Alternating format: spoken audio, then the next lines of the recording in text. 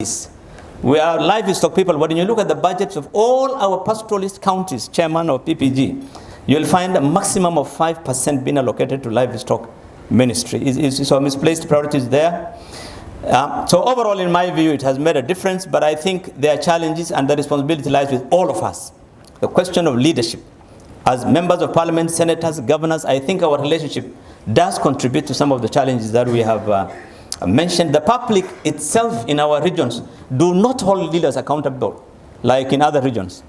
We don't have Gen Zs in Mandera. We don't have people carrying placards in Mandera, in Wajir. So accountability is a major public accountability. And then, of course, clanism in the distribution of resource is a major challenge that if you are politically or ethnically correct, then your area might get more resource. CDF itself, I've raised this because Uhuru Kenyatta, who was the most anti-Somali leader I think we have had, has repeated this issue of Madare and Northeastern in terms of the bursary allocation, that the children of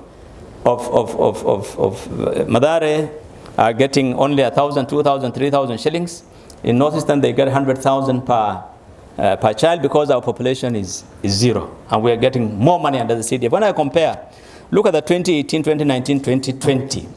Madare and Mandera North and Turkana, they get exactly the same amount of CDF available in the all of them the same amount in all the 3 years, 137 million, 137 million, 110 million.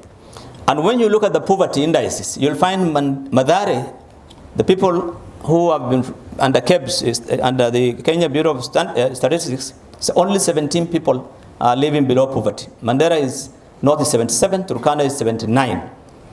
Illiteracy rate, Madare, like Nairobi, all of Nairobi is 4% only are illiterate.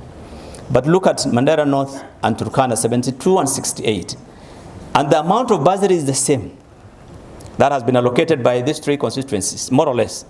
82 million for those 3 years, 82 million, 78 million. And population meets the threshold required by the constitution, which is, for a constituency under the current constitution is still 133,000. But then, can you imagine, this is the data that Uhuru Kenyatta and his team are using up to today, including Gachagua, that, these people are getting more money than us. That's why their children are getting 3,000. It's because of the way they are mismanaging. If you have ever looked at the CDF utilization of Nairobi, the money is spent on hair salons. They fund hair salons, car wash, those kind of things. You have other challenges. Is Northern Kenya overrepresented? Because in the perspective of development, it's always being raised. And I want to look at, the constitution is very clear. When you look at representation, it's not about population only. It looks at so many other factors. The most critical, all over the world, whether it's America or in UK, geographical is important. Geographical is very important. Kiambu has only 2,450 square kilometers with 12 members of parliament. On average, an MP there represents 132,000, fine.